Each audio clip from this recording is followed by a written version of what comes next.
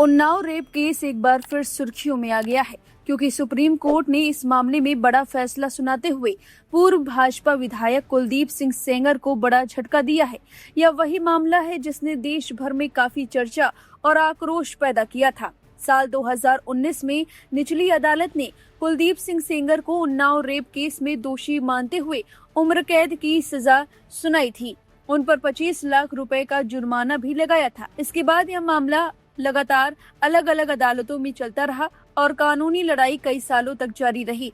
इसके बाद इस केस में एक बड़ा मोड़ तब आया जब दिल्ली हाई कोर्ट ने हाल ही में एक अहम फैसला सुनाते हुए सेंगर की उम्र कैद की सजा को निलंबित कर दिया और उन्हें जमानत पर रिहा करने का रास्ता खोल दिया। हाई कोर्ट ने अपने फैसले में कहा था कि सेंगर को जिस पॉक्सो एक्ट के तहत सजा दी गई है उसमें यह जरूरी है कि आरोपी लोक सेवक हो, और अदालत ने माना कि एक चुना हुआ विधायक भारतीय दंड संहिता की परिभाषा के अनुसार सीधे तौर पर लोक सेवक की श्रेणी में नहीं आता।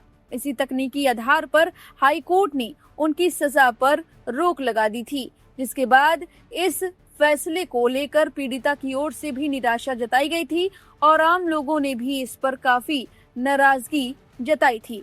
इस फैसले के बाद मामला फिर से तेजी से आगे बढ़ा और केंद्रीय जांच ब्यूरो यानी सीबीआई ने इस आदेश को सुप्रीम कोर्ट में चुनौती दी। सुप्रीम कोर्ट में इस मामले की सुनवाई के दौरान दोनों पक्षों की ओर से जोरदार दलीलें रखी गईं।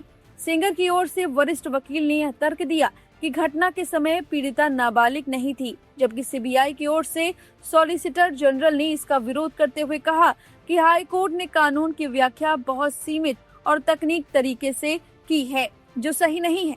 इसके बाद सुप्रीम कोर्ट ने इस मामले में अहम टिप्पणी करते हुए कहा कि दिल्ली हाई कोर्ट का ये आदेश सही दृष्टिकोण पर आधारित नहीं था। मामले को बहुत ज्यादा तकनीकी नजर से देखा गया है। सुप्रीम कोर्ट ने साफ तौर पर हाई कोर्ट के उस आदेश को रद्द कर दिया जिसमें उम्र कैद की सजा को निलंबित किया गया था और जमानत का रास्ता खोल दिया गया था। सुप्रीम कोर्ट ने इसके साथ ही यह भी निर्देश दिया कि इस पूरे मामले पर दिल्ली हाई कोर्ट को दोबारा सुनवाई करनी होगी और सभी कानूनी पहलुओं पर फिर से विचार करना होगा।